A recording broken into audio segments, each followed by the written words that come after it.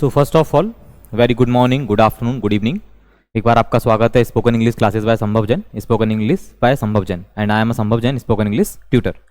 तो आप लोग कंटिन्यू कर रहे हो इडियम्स ऑफ फ्रेजेस की सीरीज को। रेगुलर हमने 5 इडियम्स लेके अभी तक हमारे अप्रॉक्स 45 इडियम्स कंप्लीट हो चुके हैं। जो इस चैनल पर नया है, एक बार इडियम्स ऑफ फ्रेजेस की वीडियो को देख रहा है तो आप हमारे चैनल को सब्सक्राइब कर लीजिए।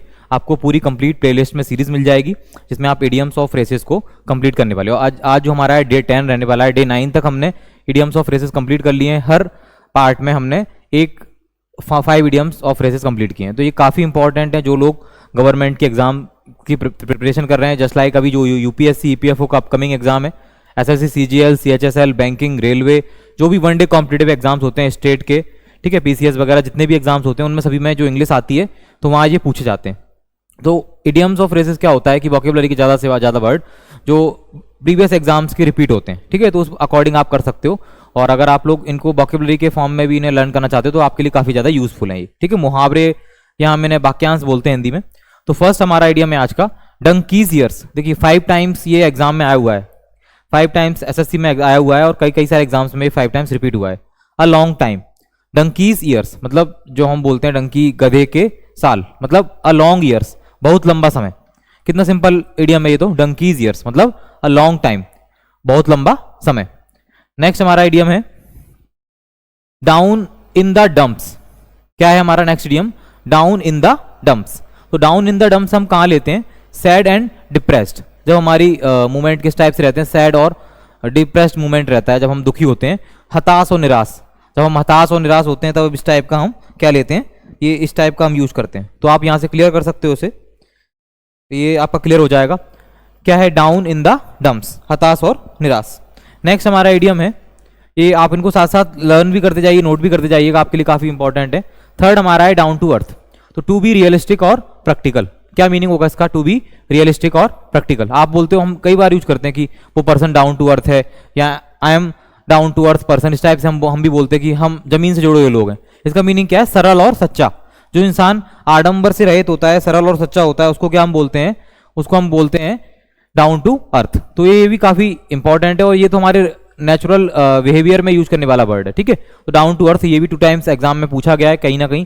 टू बी रियलिस्टिक और प्रैक्टिकल एंड डायरेक्ट। क्या बोलेंगे? To be realistic, practical and direct. तो काफी ज्यादा इंपॉर्टेंट है ये भी, तो आप इसे क्लियर कर सकते हो अपनी लैंग्वेज के अकॉर्डिंग, ठीक है।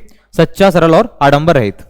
थर्ड हमारा है ड्रॉ लाइन। देखिए draw line in the sense मतलब एक अपनी लिमिट सेट कर देना, अपनी सीमा खींच देना। To fix a limit, accept something और up to a particular point. जैसे कि आपने अपनी लिमिट सेट कर दी कि हमें ये इस साल इस मतलब एग्जाम को क्लियर करना है या इतना पोर्शन हमें सिलेबस को कंप्लीट करना है, ठीक है, या इंग्लिश स्पीकिंग के लिए हमें इतने लेक्चर्स लेने हैं। तो ये आपने क्या कर दिया? कंप्लीट कर दिया, अपनी एक लाइन फिक्स कर दी। जैसे कि आपको इतने पैसे खर्च करने हैं तो आपने अपनी लाइन एक फिक्स कर दी ना, draw line. To fix a limit, accept something up to a particular point, अपनी सीमा निर्धारित करना। तो ये भी काफी इंपॉर्टेंट है आपके लिए इडियम्स।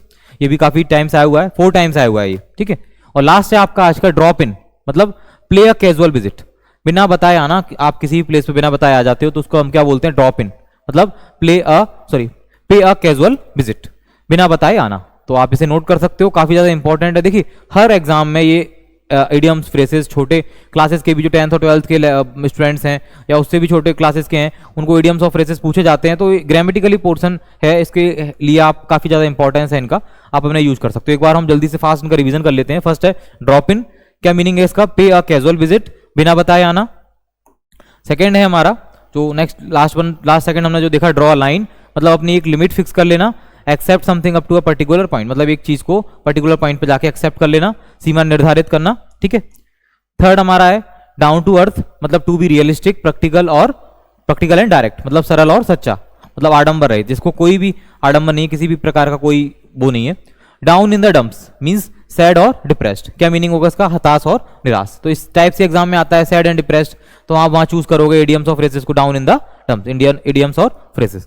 तो जितने भी हम इडियम्स ऑफ फ्रेजेस ले रहे हैं तो सारे इंपॉर्टेंट ले रहे हैं। देखो आपका छोटा सा हमें एक सहयोग चाहिए, मींस आप छोटी सी हेल्प कीजिए। बस वीडियो को आप जहां भी देखते हो, जिस भी लोगों के साथ आप देखते हो, तो इसको आप शेयर जरूर कीजिएगा, ठीक है।